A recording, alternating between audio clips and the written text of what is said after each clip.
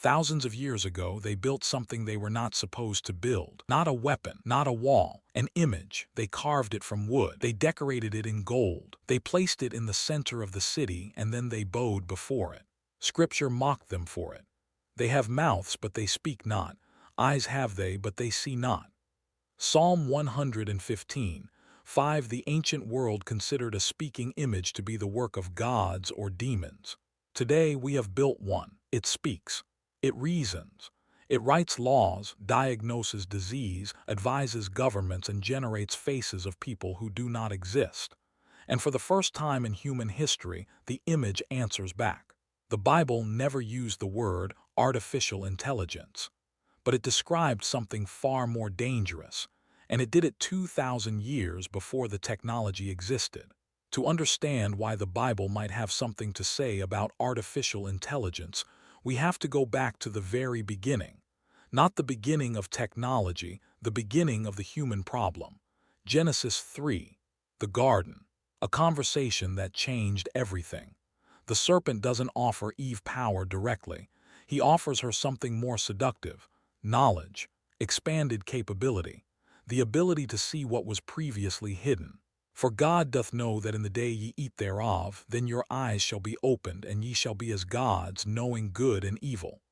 Genesis 3:5. Notice what is being promised here: not comfort, not pleasure, godlike perception. The temptation at the core of human history was not to do something evil. It was to become something more than human, to transcend the limits the Creator had set. That desire didn't die in the garden. It evolved with us. Every generation has built something to extend human capability beyond its natural limits. Fire, the wheel, the printing press, nuclear energy, the internet. Each of these carried the same tension: immense potential for good and an equal capacity for catastrophe, depending entirely on the moral framework behind it. Artificial intelligence is not different from these, but it is different in scale. For the first time, we are not extending what the human body can do. We are attempting to replicate, and in some domains surpass, what the human mind can do. The question is not whether that is possible. The evidence suggests it already is. The question is whether we have the wisdom to govern what we've created. And here is where Scripture becomes surprisingly specific. In Genesis 11, God Himself looked down at what humans were building and said something that should stop us cold. Something that, if applied to AI today, reads less like ancient history and more like a warning that arrived 4,000 years too early. Genesis 11, the plain of Shinar: one people, one language, one shared ambition. They were not building a monument to war. They were building something that, in their own words, would make them unified, organized, and great. Let us build us a city and a tower, whose top may reach unto heaven, and let us make us a name. Genesis 11, for three motivations embedded in a single sentence: unity, technological achievement, and self-glorification. Sound familiar? The tech industry today operates on strikingly similar language: shared platforms, unified data, global connectivity, and behind it all, the ambition to build systems that feel limitless. But read what happens next, because this is the part that most people miss. God does not strike them down because they are building. He does not interrupt them because construction is evil. Behold, the people is one, and now nothing will be restrained from them which they have imagined to do. Genesis 11:6. Read that again slowly. Nothing will be restrained from them which they have imagined to do. God is not threatened. He is observing a pattern, and the pattern is this: when human ambition becomes sufficiently unified, sufficiently coordinated, and sufficiently centralized, the results become unpredictable and uncontrollable. The Tower of Babel was not disrupted because humans were wrong to build. It was disrupted because centralized power without moral accountability is, by definition, dangerous. Now consider what AI represents today. A handful of companies, fewer than 10, control the foundational AI models that the entire world is beginning to depend on. Those systems share data. They coordinate inference. They are trained on the same global internet. One language, One shared architecture, nothing restrained. The pattern is not identical, but it rhymes. But the Tower of Babel is just an echo. The most striking passage, the one that has baffled biblical scholars for centuries, appears in the book of Revelation. And when you read it against the backdrop of today's technology, it stops being metaphor. It starts looking like a blueprint. For 2,000 years, Revelation 13 was considered one of the most cryptic passages in all of Scripture. Theologians debated it.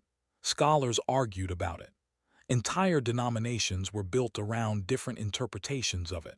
But there is one verse in that chapter that was, until very recently, functionally impossible to imagine.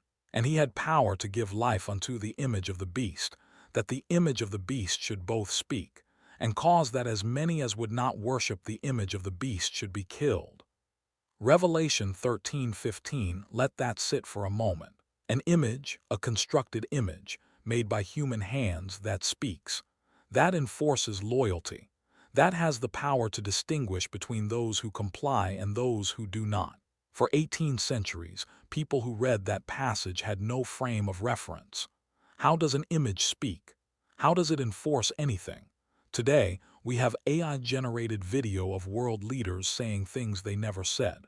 We have deepfake voices indistinguishable from the real person. We have digital systems that monitor compliance, restrict access, and enforce participation. We are not saying this is the fulfillment of Revelation 13. That is not what this analysis is about. What we are saying is this. For the first time in human history, the technology described in that verse is not only possible, it exists. Right now. Today. And Revelation doesn't stop at verse 15. And he causeth all, both small and great, rich and poor, free and bond, to receive a mark in their right hand or in their foreheads, and that no man might buy or sell, save he that had the mark. Revelation 13:16-17 economic access, controlled by a system, tied to identity and compliance.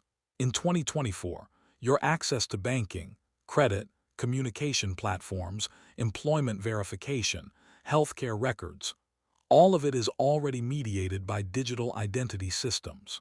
The infrastructure for what Revelation describes does not need to be invented. It needs only to be redirected. Again, we are not making a prophetic claim. We are making a structural observation. The patterns are real. The technology exists. And the question Scripture forces us to ask is not whether this could happen, but what kind of moral framework would prevent it. And here is where the analysis gets uncomfortable. Because the Bible doesn't just warn about the technology, it identifies something far more specific, the exact human tendency that makes dangerous technology inevitable. And it's not greed. It's not malice. It's something most of us do every single day. There is a pattern in Scripture that appears across hundreds of years and dozens of cultures. A craftsman takes raw material. He shapes it. He decorates it. He spends days, sometimes months, on its construction. And then he bows to what he made. He heweth him down cedars. He maketh it a graven image. He falleth down unto it, and worshippeth it. Isaiah 44:14-15 Isaiah finds this almost comedically absurd. The man uses half the wood to cook his dinner, and the other half to build a god he then obeys. But here is the uncomfortable truth. We do the same thing, constantly, with our systems. We build algorithms and then allow them to determine what is true. We train AI on human data and then accept its output as objective. We create recommendation engines and then let them shape our beliefs, our purchases, our politics, our relationships. The craftsman in Isaiah and the engineer deploying a large language model are engaged in the same fundamental act, creating something with their own limitations and biases baked in, and then treating it as an authority. Beware lest any man spoil you through philosophy and vain deceit, after the tradition of men, after the rudiments of the world, and not after Christ. Colossians 2:8 The warning is against systems of thought that are presented as complete, objective, and authoritative, but are actually man-made, limited, and morally ungrounded. AI systems are trained on human-generated content. They reflect the biases, priorities, and worldview of the data they consumed, and the priorities of the organizations that deployed them. They are not neutral. They are not objective. They are not wise in the biblical sense. They are powerful. And that is the specific combination Scripture warns about most consistently. Power without accountability, without humility, without a moral anchor. There is a way which seemeth right unto a man, but the end thereof are the ways of death. Proverbs 14:12 innovation almost always seems unquestionably beneficial at the moment of its arrival. The printing press, the atom, the social media feed, efficiency, progress, optimization, and then slowly the second-order effects emerge. But here's what almost no one is talking about and what the Bible addresses with startling clarity. The real danger of AI is not that it will become too powerful. It's that we will become too dependent. And dependence, Scripture tells us, is where empires end. Revelation 18 describes the collapse of a global commercial system. It uses the language of merchants, trade routes, and interconnected wealth, and it describes a fall so sudden that observers are left in shock. For in 1 hour so great riches is come to naught. Revelation 18:17 1 hour. That is not metaphorical hyperbole. It is a structural observation about what happens when complex, interdependent systems lose their foundation. Our world is now more structurally dependent on digital infrastructure than any civilization in history. AI runs supply chains. It processes financial transactions. It monitors power grids. It filters communication. It advises military strategy. The more centralized and interconnected these systems become, the more catastrophic a single point of failure becomes. Some trust in chariots and some in horses, but we will remember the name of the Lord our God. Psalm 20:7 The chariot was the cutting-edge military technology of the ancient world. It represented speed, power, and security. Nations built their entire defense strategies around them, and one day they were obsolete, replaced, defeated, and the nations that had trusted in them were left vulnerable. Our AI infrastructure is our chariot, and Psalm 20:7 is not warning us that chariots are evil. It is warning us about where we place our ultimate dependence. Except the Lord build the house, they labor in vain that build it.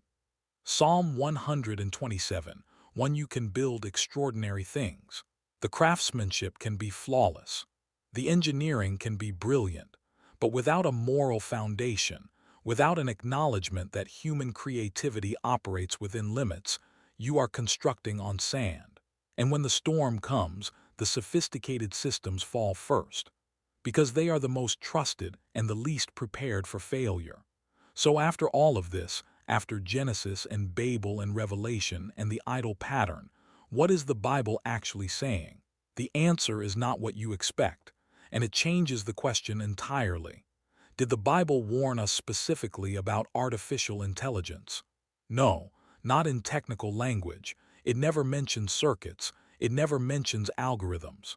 It never uses the word machine. But that is precisely the point. Because what the Bible warns about is not the tool. It warns about the pattern.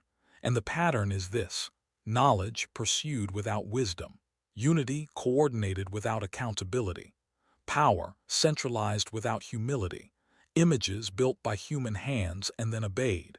These are not warnings about technology. They are warnings about the human condition expressed through technology.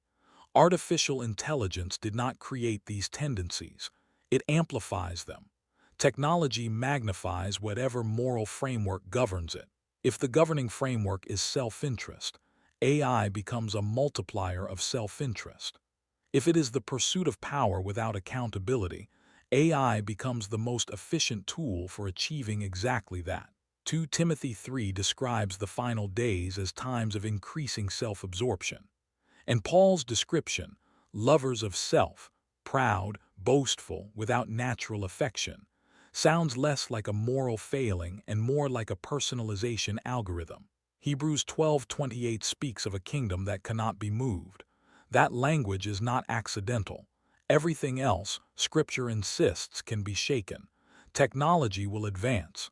Systems will fail and be replaced. AI models will become obsolete within years. But the patterns that govern how humans build and why, those patterns are ancient, and they have not changed. The real warning of the Bible is not about circuits and code. Whether the tool is a tower of bricks, a golden image, a printed pamphlet, a nuclear warhead, or a neural network, the underlying temptation is identical: to forget the one who gave us the capacity to build it. And that pattern, far more than any machine, is what Scripture has been warning us about all along.